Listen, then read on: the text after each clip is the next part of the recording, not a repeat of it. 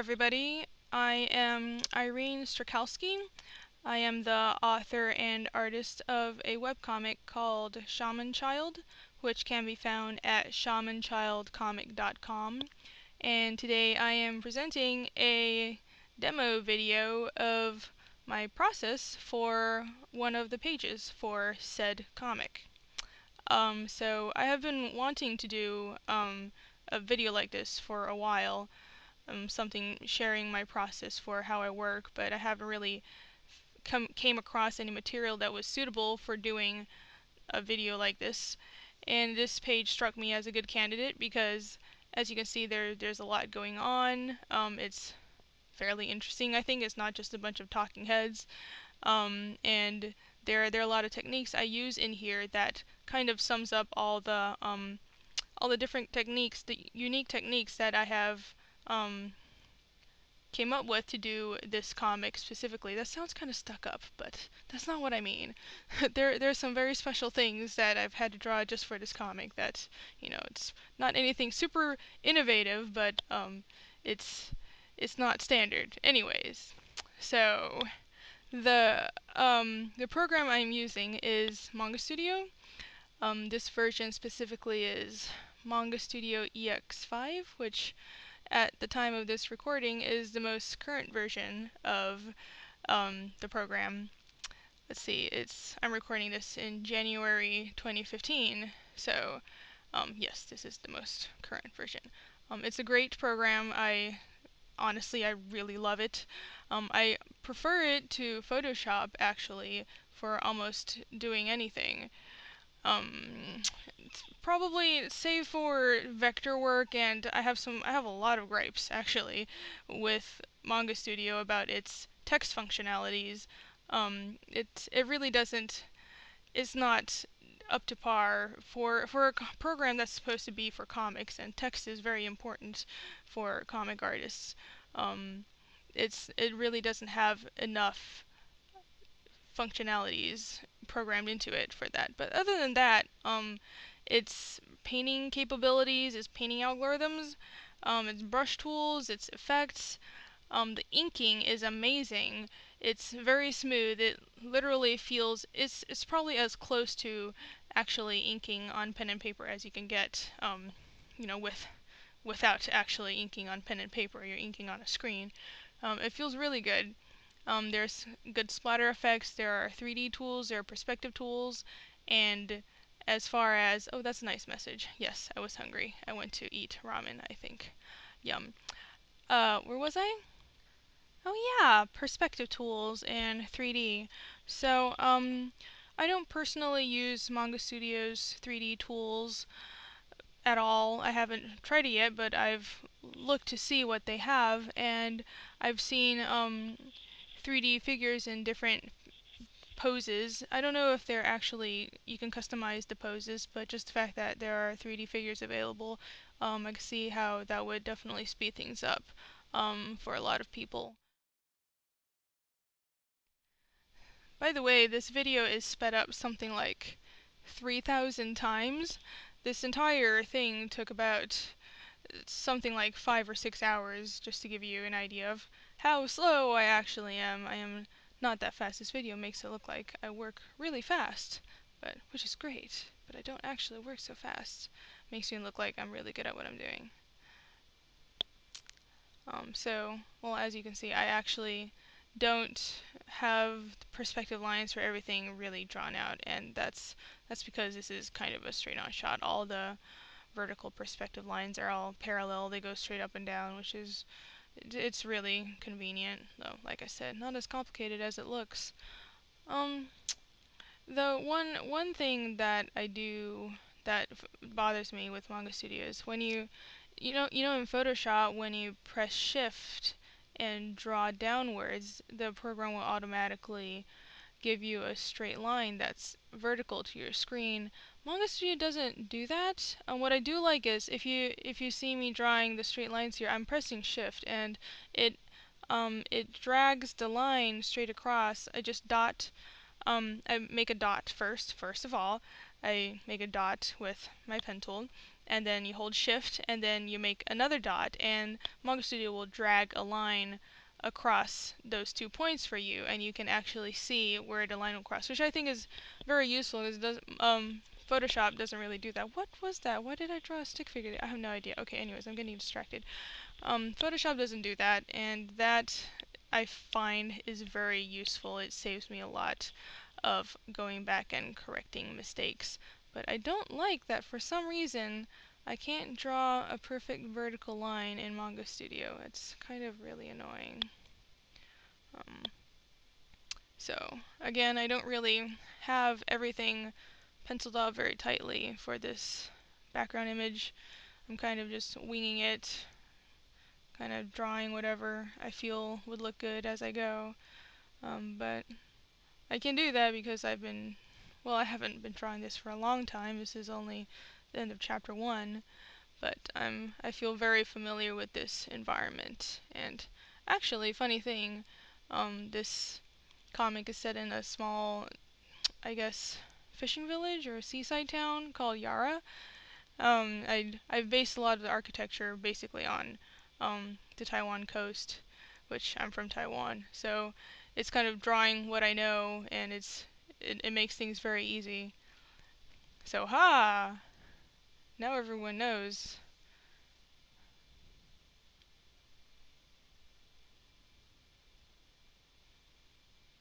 My trees look kind of funny. I don't know. It works. Nobody's complained about it.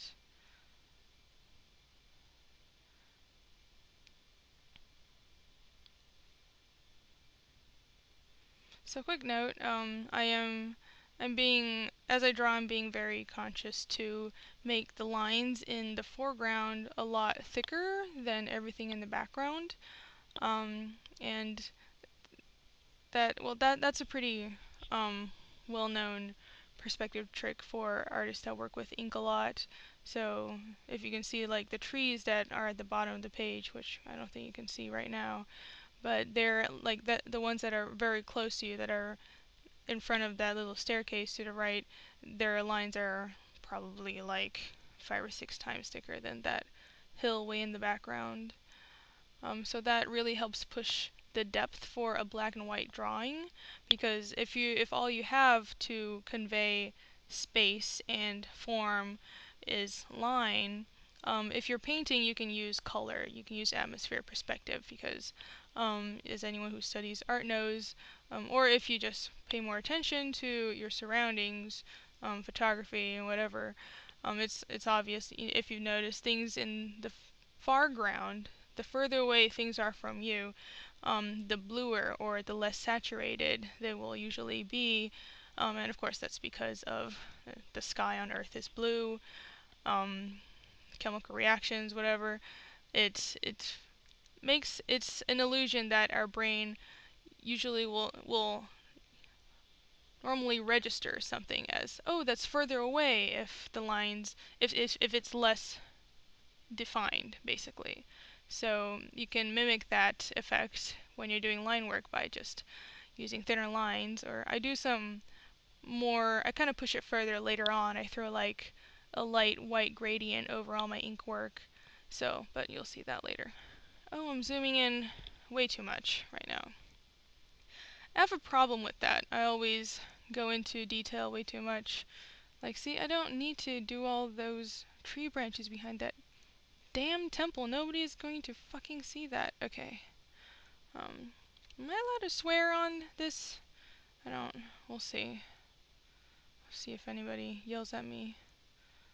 I normally swear a lot. I've been trying to tone it down, but it's not working.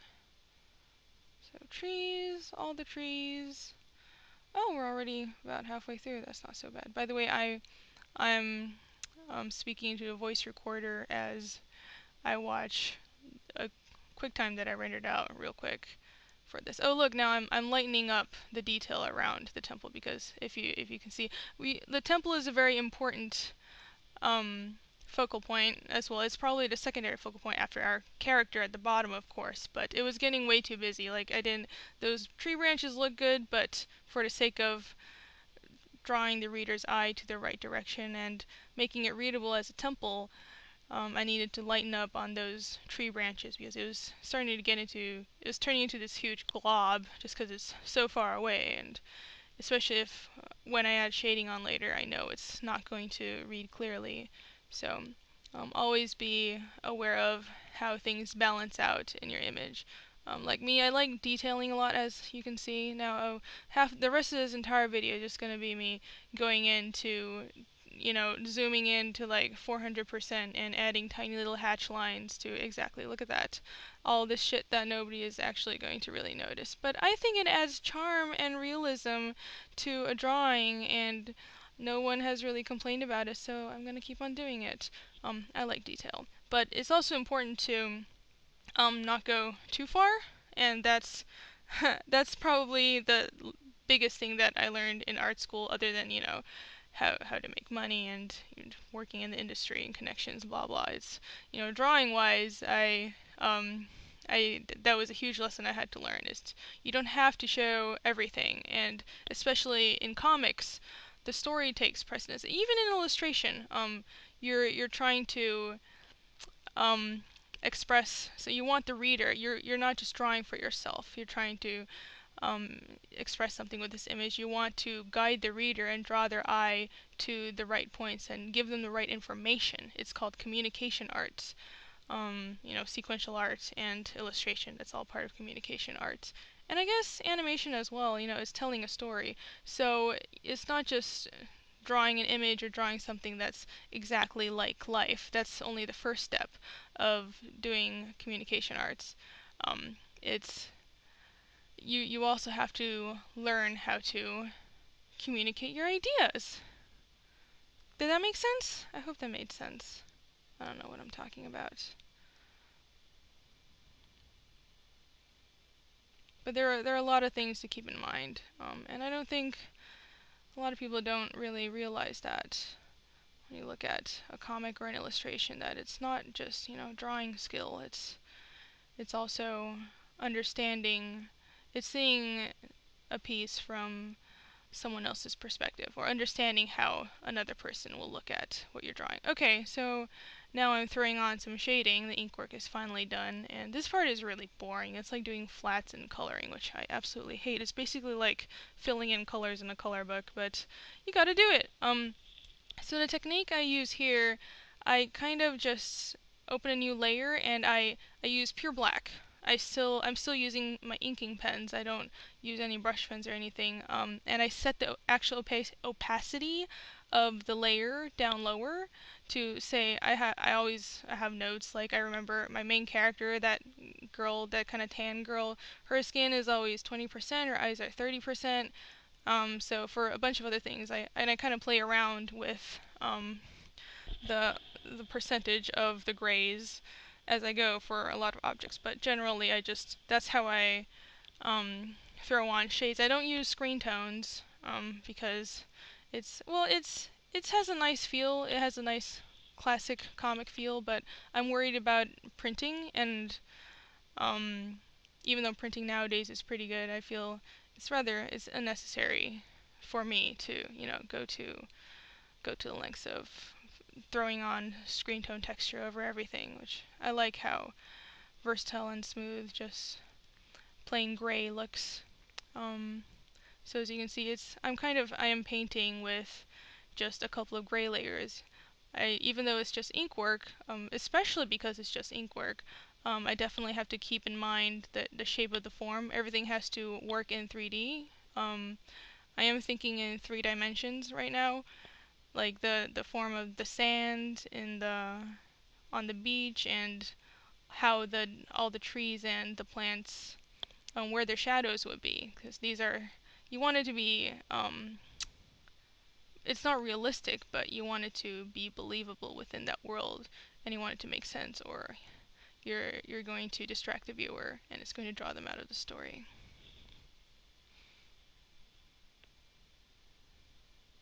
So more noodling. Oh, this is going to go on for a while. I'm not sure how those windows look. I guess they look okay. I need to work on spotting blacks more. Spotting blacks is a term for filling in a large area with just black ink like that roof to the right, that's spotting blacks. And that's the thing that I've always struggled with because I like to do details so much. I always forget that blacks are a very good way to balance out your image and make some large graphic shapes that draw the reader's eye to the places that you want in an image. It's all graphic design, you know, it's not just, it's learning to draw realistically, it's storytelling, and there's a lot of graphic design that goes into comics as well.